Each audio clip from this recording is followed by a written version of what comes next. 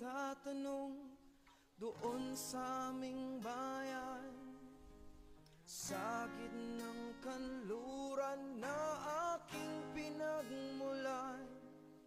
Sila'y nalilito, ba't daw ako nagkaganito? Kung ano ang dahilan, ako lang ang nakakaalam.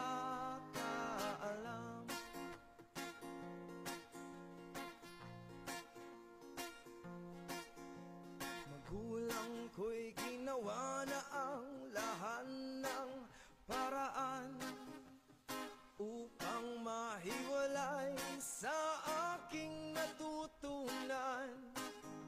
Subalit hiniwan ko ang binigay na karangyaan, at kung ano ang dahilan, ako lang ang nakakaalam.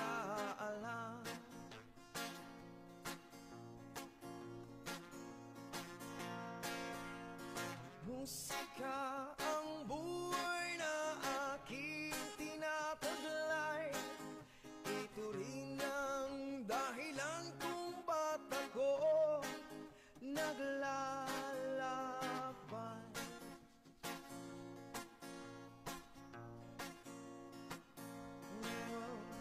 Musika ang buhay na aking tinataglay. Ito rin ang dahilan kung ba't ako naglalakbay.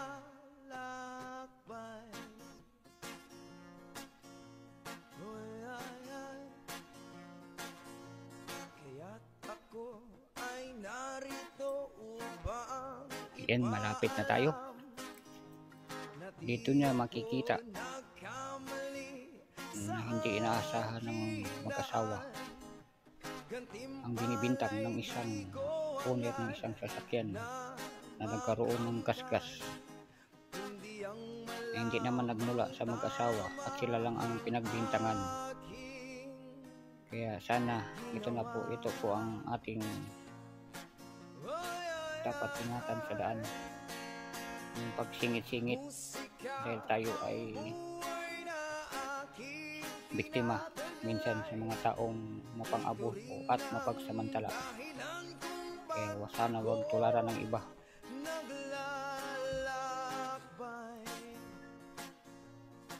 Ayan, dito na po tayo. Panoorin yung mabuti ang isang incident na ang sangkot ay dalawang mag-asawa na sumingit lang po sa kilid at hindi naman po sumabit ang kanilang motor at bahagya lang pong dumikit sila. Pagkatapos lumabas ang isang owner ng sasakyan. Ito na po. Yan.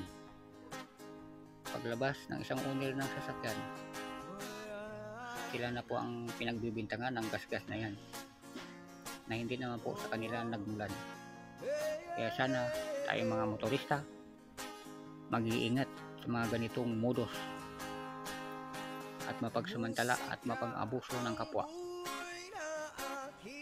Good luck sa inyong lahat at laging mag-iingat sa pagmamaneho. God bless you.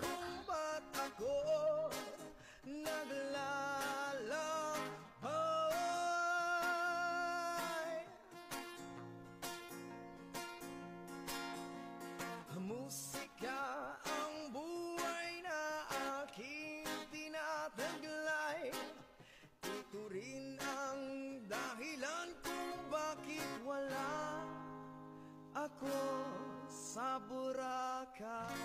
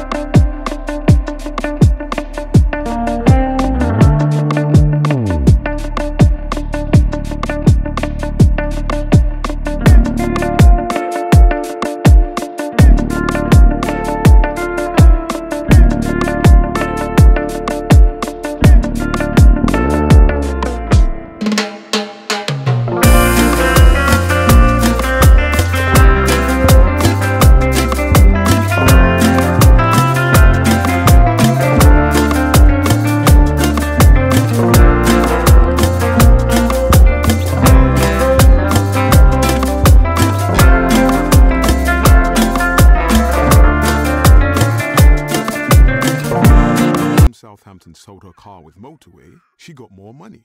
She put that extra money towards everything she needed to welcome her first child. Plus, the process was so quick and easy, it was one less thing to think about.